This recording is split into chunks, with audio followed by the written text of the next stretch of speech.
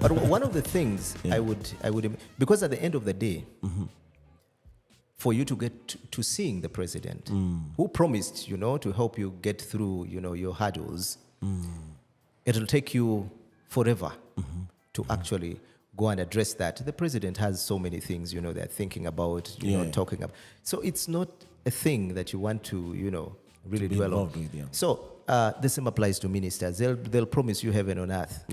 But they will not, So if we can look at, first of all, taking that more serious and let it be handled from a level that can support these innovators. Yes, they need the money. That is one. Yes. But again, one of the things that we do not now understand, that's why I said I really do not want to dwell on, more of the funding to, take this startup to, which level. There is one of the things that government could actually do to support these innovations. What is that? And that takes us to policies. I see. If we are looking at innovations in Uganda, and we have a lot that we can offer, why do we then allow for, all the time having, this company is going to, outsource this. We talk of, whichever kind of software that they tell you government is using, doing ABCD, it's either from the US or whichever place. Can't we begin thinking of local solutions? That would go way beyond, supporting the developers within the ecosystem and even the innovators. So I think there's a lot that can be done. Let's not think that all we want is money. We need a conducive environment for these guys to thrive. Without that, we cannot, we're not going to move anywhere. You have spoken like a leader. yes. And Solomon, I'll be very honest with you. I think that could be a game changer, because if you think about policy, even when you're saying, if you graduate or maybe you're a graduate or whatever, you have started your business, can we have a policy that gives you a tax break? We have seen this work in different countries. Thank you very much. Can we offer you a diplomatic passport so that if you want to raise or you want to go and pitch your idea in another country, you don't struggle? Can we have a process whereby, in one or the other, maybe get these certificates of operations at a discount or at debt, right? So that you can pay later. In a way that you don't feel like I'll give an example for Kenya, right? For you to start just a small business like a barber shop, you need like 4 or 5 certificates or licenses to operate. And all these licenses you pay for, right? One for the county, another one for the government, another one for business registration. The place that you're operating in, you need to pay for it. You need maybe to design it to look a bit appealing. And that's just barbershop. By the time you're done just paying for all those things, and you have not bought the furniture and whatnot, you have spent double the amount that you need to open that business. Can I tell you one interesting thing? Yes. Oh, there was a startup. Or there is a startup. They have now grown to some level. But where they started, it took them quite, the longest time for them to get, I think that was a license to operate.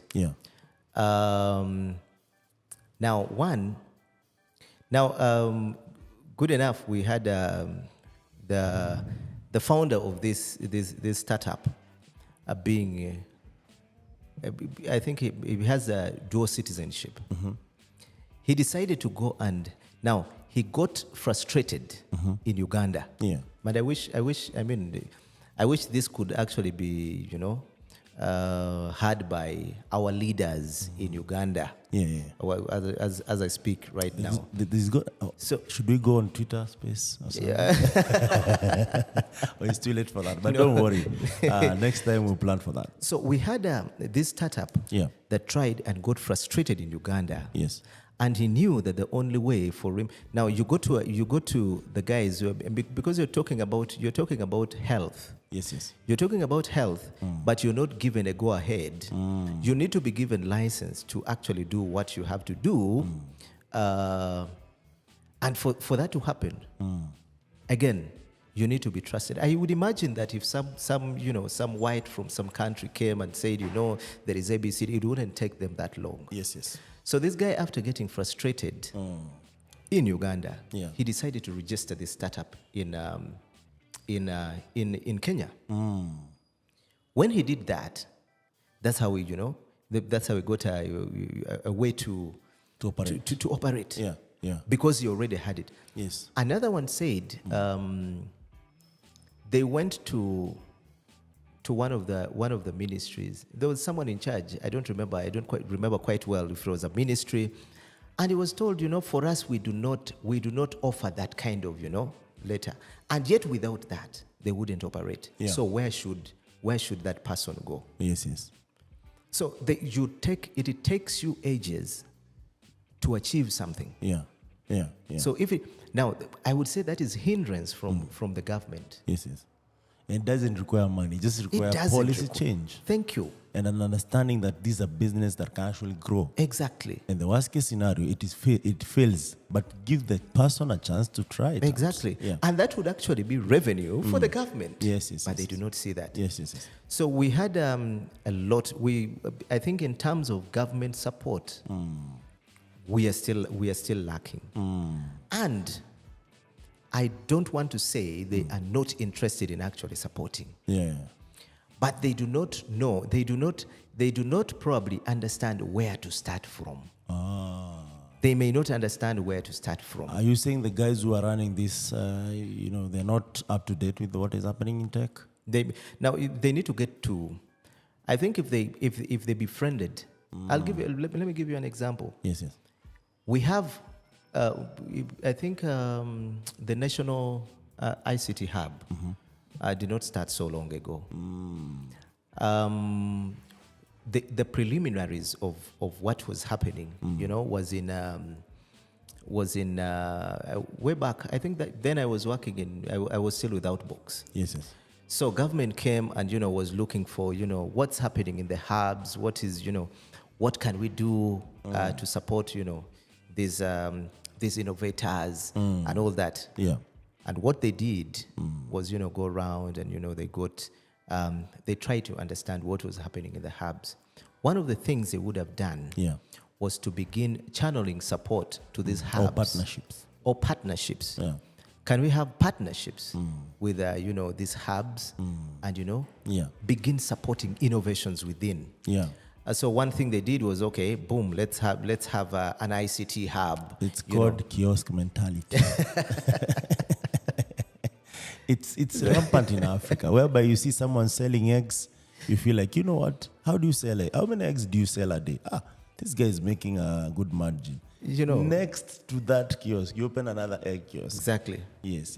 So you made it right. So they could have actually partnered with the existing hubs. Yes. And then over time, if there's need and there's growth and there's need, yes, they open the hub. Yeah, but I know, yes, they have. I don't want to simply talk about the negative. I believe, government has also, tried to support hubs when you look at, things, even things to do with, internet and stuff like that. They have really, they have put in there with something. The core. So they have laid also the fiber optic cable. Yes. Things like that. Exactly. Maybe try to manage data bundle prices and all that. So of course there is all that. But what we are saying, we're not saying everything is bad, but of course we are saying it can improve. Because even when you think about Kenya, it can do better. It was not where it is 10, 15 years ago. Yes. It's just this kind of feedback, this kind of criticism, that positive criticism that actually has brought Kenya where it is. We are not there yet, I would not say that. There's a lot of work that needs to be done, to be honest. Being part of that ecosystem for some time. And I think anywhere in Africa, I will not say they are there yet. But if we put in work, actually when we can learn from the grown market, the market that are making moves across the world, and because not everything that they've done that is really positive, I would say, and do it the right way. So, Chief, you have been doing this for some time now, and I feel like there's a lot that needs to happen. Yes. Do you think private sector is playing its part properly? I think so. I think so. They've really tried to, and when you look at the private sector, it's all about doing. It's about doing, and for you to earn a salary, you You have to need put to, in work. yes, you need to work. You need to work. I actually one time said, when it comes to working with government, it's not something I would really I would really admire. Yeah. What would bring me to government? I would be to help change things, turn things around. Yeah. But for you to have that, you must be at a level of authority. Yes, yes. You must have the authority to actually do that. Otherwise, you're going to be frustrated. Yeah. So the frustration is what I wouldn't want to see. Yeah. But private sector is doing its best. Yeah. Most of the events you see around, this has come up, guys, we have, say, these hackathons, people are building solutions, they are being supported by private sector in most cases. Yeah.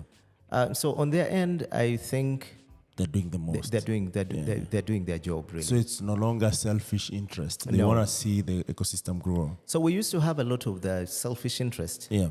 But along the way, and I cannot say they are no longer there. Yes, yes. Just like we said, with government, it's not totally the negative. The negatives, yeah. So again, in the private sector, of course, you'll find more of those that may still have the selfish tendency. Yeah. But along the way, people have realized that for you to actually move a pin, you need to work together. True.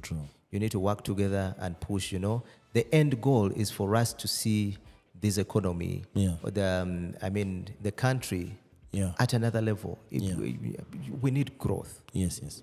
And even if, so when you look at what's happening, it's not going to be, the success of that is not going to be based on one individual.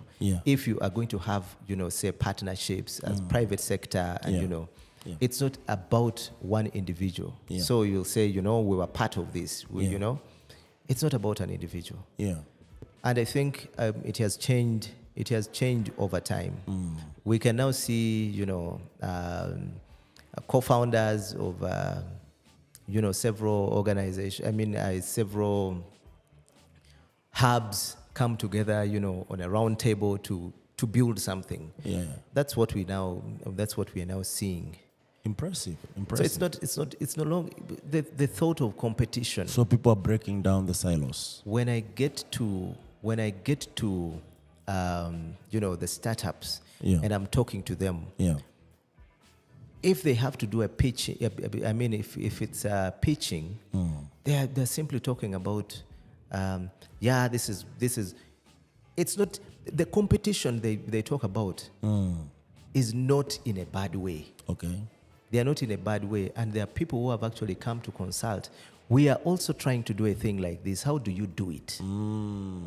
So that's how we can move this. Sorry guys, we just lost power for a bit, but we are back. So Solomon, you're talking about fundraising. Yes. Oh, guys, if you're listening to us, this is Impact Masters podcast in collaboration with Africa's Talking Podcast, brought to you by me, Michael Kemadi, if you want, MK. Thank you so much. So you're talking about fundraising. All right. So fundraising is one thing that would actually take us to, great heights. Yeah. But I do not see it happening in Uganda. Maybe because of mentality. Where someone may think, okay, you're coming up with this. They say when you come up with, if you come up with a product, it's really about you. Your first enemy is going to be yourself. Your second enemy is going to be, say, your family discouraging you. Some so and so tried this. It won't succeed, and they may not see that as something that can, yield fruits. So maybe we need to start trying a thing Changing like the that. mentality. Surely, if you ask me, why isn't it happening? Maybe my mind only goes to that. Yeah. But if I asked myself and said, I can actually, come up with a very good pitch and convince people that this is actually something that can happen. Yeah. People can give you money. Yeah. I'll give an example of a lady who started a business, one of the prominent, pastors around. Yeah. And the daughter simply started a boutique. And she brought people together at the launch of, whatever she was doing. Yeah. And people gave money. There are lots of money. Yeah. So I think, again, you need to be in a place, a good position for you to actually bring serious people around. Now, for example, that one, I would say the influence of the parents brought them to that place, where they would do the convincing for their daughter. Yeah. But I believe that's where... So is this where connections count? Yes. Like you could, if your parent was doing really well. Exactly. Means that if they wanted, they could do a fundraising for you as a capital. That's true. Do you think if maybe people who are well off, say billionaires, millionaires, like I see Dangote has done this in Nigeria, where he has put $100 million that can go in any good startup across Africa. There's things like Y Combinator. And but then some of the startups here have applied for that and have gone for it. Not only even in our borders, can we utilize some of these opportunities and also try to learn from the people who have gone through it? Yeah, if you talk about, now there is fundraising. Now it will take us to two areas. There's that fundraising where you're looking at, investment. But there is also fundraising where you say, you guys, I'm doing this, please, can you support? Now, does that work here? The fundraising, that's why I was telling you, now I was actually basing on that one to tell you it would be something that is not what. But in terms of fundraising, where you're looking at the likes of the Dangotes you're talking about, now that's of course what happens. Now the challenge we have in Uganda is that we may not have so many of those people, but you also, now the ones that come around, of course, need a very good pitch for it to to make sense. For it to make sense. And the biggest challenge we have with our startups is actually that area of pitching. Someone does not understand clearly what you're trying to do, and at the end of the day, it doesn't make sense. I will give you an example where we had someone come around and they were like, okay, there's a competition. It was that was, I think, is it Pivotist? Must have. No, it wasn't Pivotist. This one was Startup Boot Camp. It was Startup Boot Camp. Yeah, Startup Weekend or something. No, it was Startup Boot Camp. I think these guys also came from Nairobi. Okay. And we had a good time. These guys pitched, and one of the startups, I actually talked about him earlier on. They were building, so it was like a mobile wallet, but for health purposes. So when they came around, after the judging, he went and asked the judges, why didn't I go through? So it was simply something that they did not understand what they were doing. Okay. So but did it work? They are making money right now. Oh, okay. They are making money. Okay. It made sense later on to people. I mean, when after refining and trying to understand how to. So while we are talking about innovations and all that, there are two very key things. If you mess up that, you're finished. Stating your problem. And then the solution you have. Providing the solution. And the solution is what people invest in. Exactly. So if you mess up, but you must have yes, there's investing in the solution, but you must have a very good problem for you to make the money. I call it scalable problem. Exactly. So if you do not have those clearly, you're out. So, and that was the only reason. So when he explained to these guys what exactly they were doing, they were like, "Oh my God, we didn't know, we didn't understand. You didn't explain clearly what you were doing." Yeah. And that's how and the judgment was already passed. Oh, so they could not get the raise. They couldn't get it.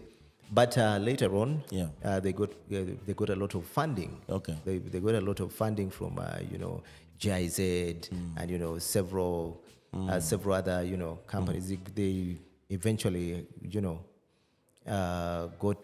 they went through Bank of Uganda. Now coming up. They got a partnership with MTN and all that. So they're doing very well now. Okay. So it sounds like there are a couple of metrics or a couple of plays here. There's government policy, there's private sector, there's fundraising, there's a startup getting ready for all these processes.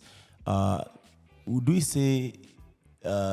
conclude in this ecosystem, especially in Uganda, that it calls for all stakeholders, hands on deck, on the smallest part that they're playing, even innovation, like the hub that we're in, Innovation Village, coming into play in providing a space for these startups to grow. Maybe you might be charging for space. I don't know how the model works, but maybe out of 100%, you say 20% will for sure give promising startups, but of course that we know for sure maybe they cannot afford to pay for the space, but we can see the potential and we can coach them to get where they are. Because do you think that would be the model, so that I don't speak for you? Yeah, but that's actually what the Innovation Village is doing. Okay. The Innovation Village is, if you ask me, I think the Innovation Village, of course, with also support from the support of the partners and all that, they have gone quite miles to support these guys. When you look at space, for example, now that speaks to every hub that you can think about. Hubs, the space that hubs provide would give you way cheaper pricing in terms of rent. Yes, that is not something you'll go and find out there. Yes, but that's what first of all, that's what a startup needs. You get rent. I mean, you pay for the space at a subsidized rate. Then you could also come and use the co-working space, and you have access to everything around every other benefit that you'd need in order to talents, training, to build workshops. Beyond that, if you look at some of the things now, there's what we call the 97 fund that the Innovation Village came up with. And if you look at 97 fund, the name 97 fund is coming from where you're looking at 100 people. 100 startups have come for hackathon. There is always that the winners. In most cases, they take 3. It's a competition. They always take 3 winners. Okay. What happens to the 97? What happens to the 97 teams? So I see. The Innovation Village says we have the 97 who did not win. And yet we actually have so many who have the potential to scale. And they could even be better than the 3 that won. Just like I told you earlier on.